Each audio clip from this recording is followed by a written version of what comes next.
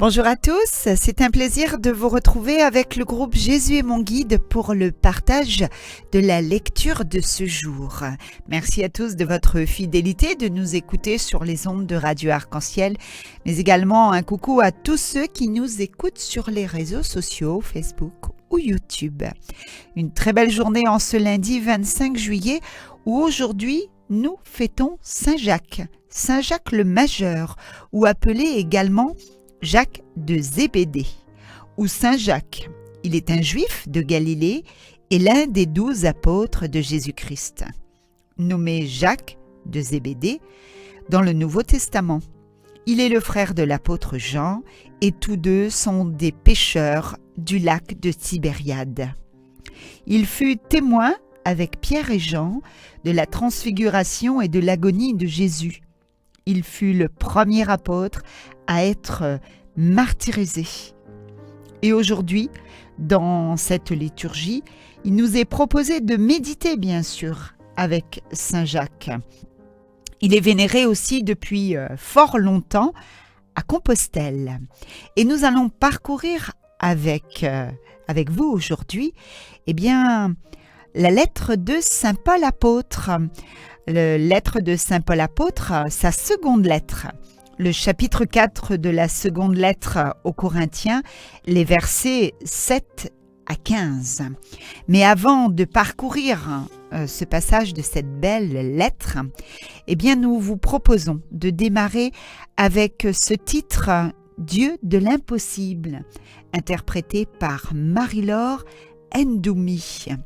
Ce sont des paroles de vérité que nous pouvons déclarer maintenant. Aujourd'hui, nous pouvons le dire et nous pouvons nous saisir de ces paroles pour nous rappeler qu'il est le Dieu de l'impossible, qu'il est le Dieu qui peut tout faire, qui peut tout accomplir. Le Dieu de l'impossible, interprété par Marie-Laure Ndoumi.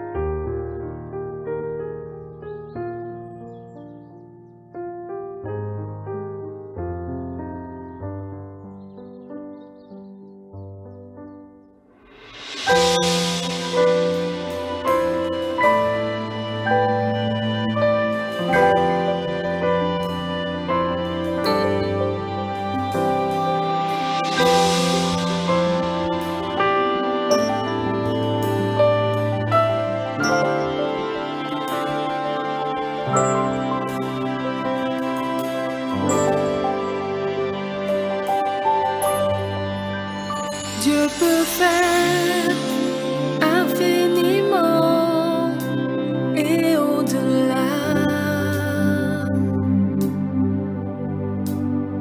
plus que tout ce que nous demandons, imaginons.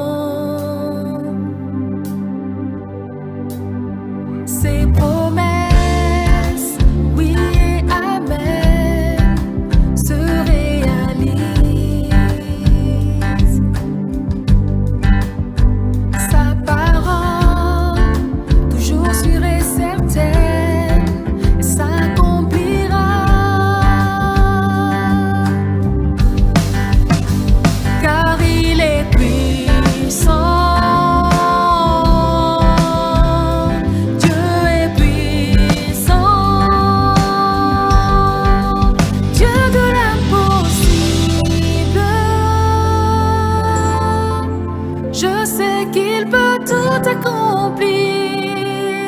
Tout accomplir, il est sans limite.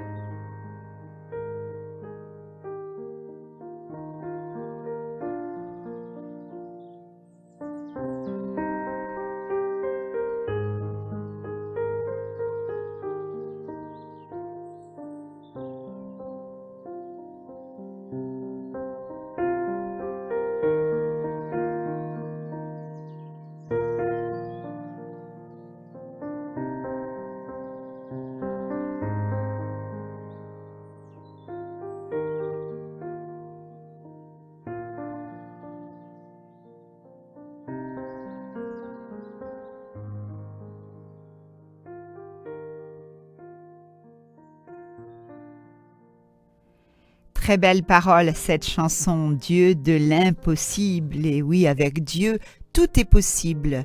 Ces paroles sont vérité, ces paroles sont amour, ces paroles nous transforment. Alors laissons-nous imprégner par ces paroles que nous avons entendues dans ce beau chant, car tout peut être accompli avec le Seigneur. Et nous allons maintenant méditer avec cette seconde lettre de Saint Paul apôtre aux Corinthiens. Nous portons dans notre corps la mort de Jésus. Frères, nous portons un trésor comme dans des vases d'argile. Ainsi, on voit bien que cette puissance extraordinaire appartient à Dieu et ne vient pas de nous. En toutes circonstances, nous sommes dans la détresse, mais sans être angoissés. Nous sommes déconcertés, mais non désemparés. Nous sommes pourchassés, mais non pas abandonnés. Terrassés, mais non pas anéantis.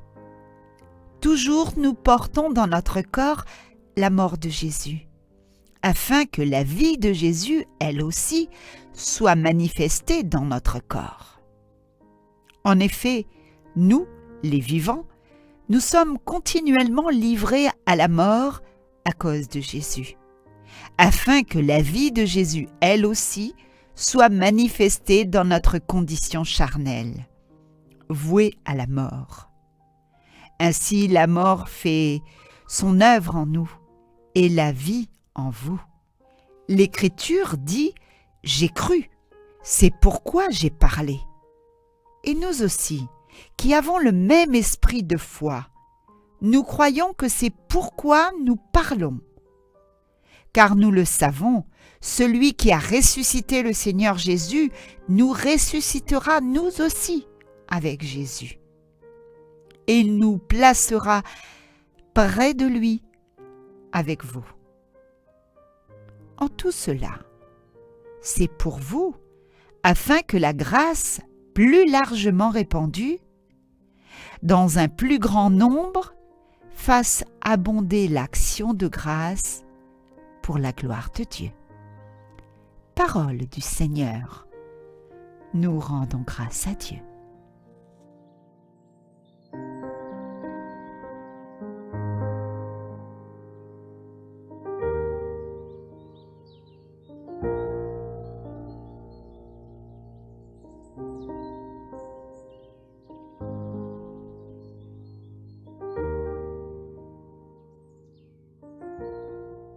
Je vous invite à présent à méditer sur cette parole de Saint Paul, mais avec une méditation du pape François. Lors de son homélie du vendredi 14 juin 2013 à la chapelle de la maison Sainte-Marthe, où il nous dit que ce texte nous parle d'humilité, l'humilité concrète du chrétien. Sans humilité, sans la capacité de reconnaître publiquement nos péchés et notre propre fragilité humaine, on ne peut arriver au salut, ni prétendre annoncer le Christ ou être ses témoins. Cela vaut aussi pour les prêtres. Les chrétiens doivent toujours se souvenir que la richesse de la grâce, don de Dieu, est un trésor à conserver dans des vases d'argile, afin que soit claire l'extraordinaire puissance de Dieu, que personne ne peut s'approprier pour son propre curriculum vitae personnel. Encore une fois, le pape François a invité à réfléchir sur le thème de l'humilité. Nous ressemblons à des gens qui portent un trésor dans des vases d'argile, comme nous dit saint Paul. Voilà qui nous remet devant notre grandeur et notre fragilité, quelle que soit notre fonction dans l'Église, comme le dit le pape François. La lecture de cette seconde lettre de saint Paul aux Corinthiens, le chapitre 4, les versets 7 à 15, ont été le centre de la méditation du pape François. Il a relié aussi cette image de la beauté de Jésus, de la force de Jésus, du salut que nous apporte Jésus, dont parle l'apôtre Paul, à celle des vases d'argile, dans lesquels est contenu le trésor de la foi. Les chrétiens sont des vases d'argile parce qu'ils sont faibles et pécheurs. Malgré tout, a souligné le pape, entre nous, misérables vases d'argile, et la puissance de Jésus-Christ Sauveur, s'instaure un dialogue, le dialogue du salut. Mais a-t-il averti, quand ce dialogue prend le ton d'une auto-justification, cela veut dire que quelque chose ne va pas et qu'il n'y a pas de salut. Paul, poursuivit le pape François, nous enseigne la route à suivre. Très souvent, il a parlé, presque comme un refrain, de ses péchés. Je vous le dis, j'ai été un persécuteur de l'Église. J'ai persécuté, nous dit saint Paul. En lui revient toujours la mémoire du péché. Il se sent pécheur à ce moment-là. Il ne dit pas « j'ai été pécheur », mais maintenant je suis saint. Je suis pécheur. Nous, en revanche, a-t-il ajouté, nous avons toujours la tentation du curriculum vitae et de cacher un peu les détails pour qu'on ne voit pas trop ce qui ne va pas. Nous devons être humbles, a exhorté le pape, mais avec une humilité réelle, avec un nom et un prénom. Je suis pécheur, pour telle et telle et telle raison, comme le fait Paul. Pour conclure, le pape a proposé l'image de la Samaritaine. Cette femme avait trouvé Jésus-Christ sauveur. Et quand il s'est agi, pour elle, de l'annoncer, elle le fit d'abord en parlant de son péché. Elle explique en effet avoir demandé à Jésus « Vous savez qui je suis ?» Et lui m'a tout dit, dit la Samaritaine. Je crois, a conclu le pape, que cette femme est au ciel.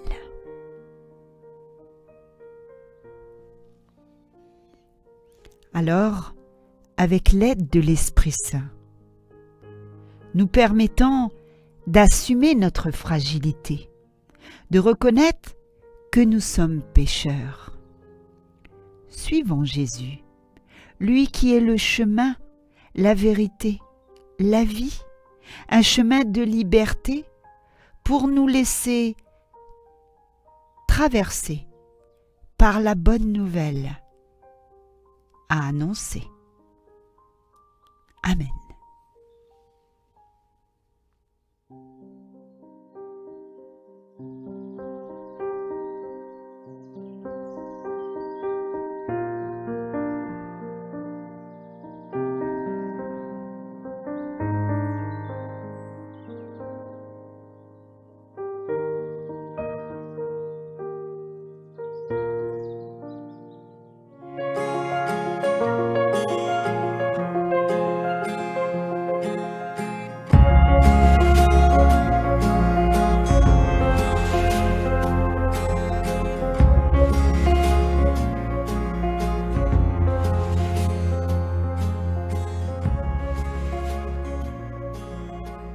C'est moi qui vous ai choisi du milieu du monde, afin que vous alliez, que vous portiez du fruit, et que votre fruit demeure, nous dit le Seigneur.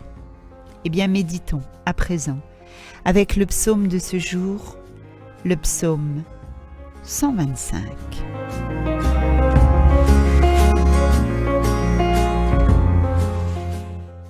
Ceux qui sèment dans les larmes moissonnent en chantant. Quand le Seigneur ramena les captifs à Sion, nous étions comme en rêve. Alors notre bouche était pleine de rire. Nous poussions des cris de joie.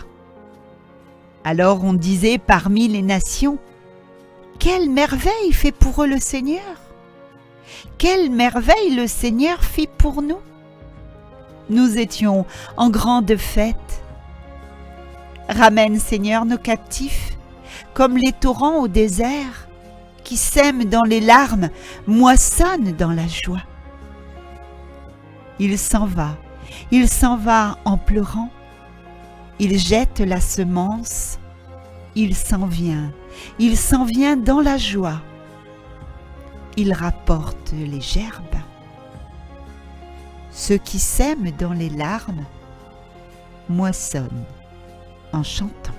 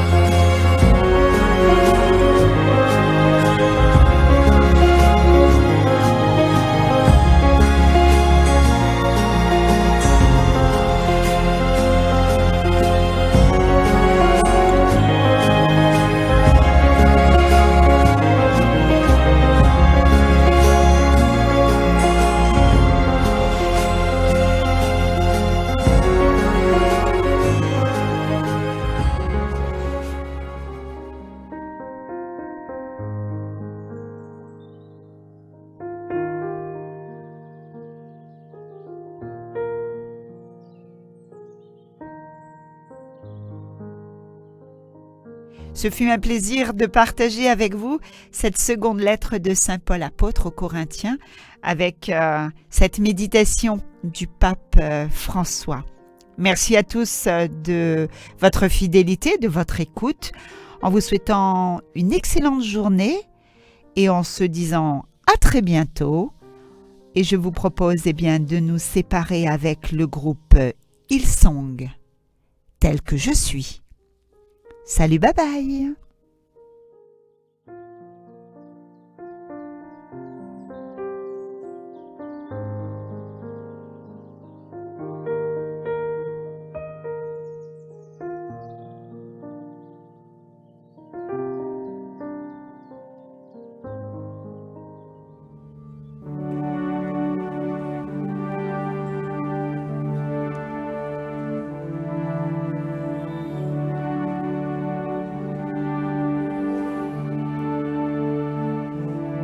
J'étais fort, mais en un instant j'ai été brisé.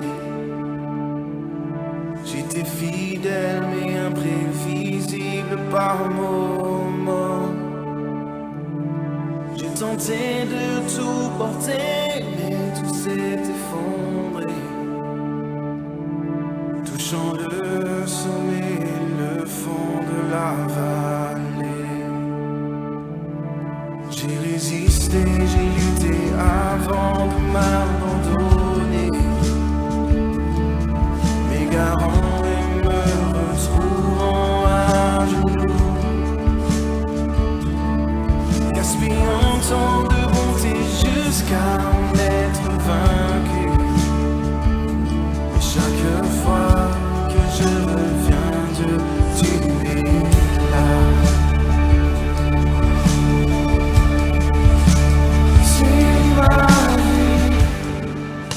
Avant que je naisse, m'acceptant par ta vie offerte pour toutes mes fautes.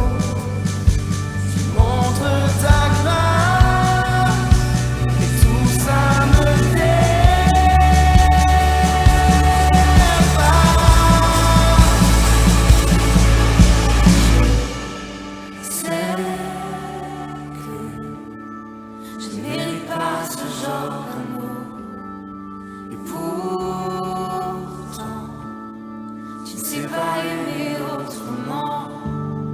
Je n'ai rien à offrir en retour, indigent face à tant.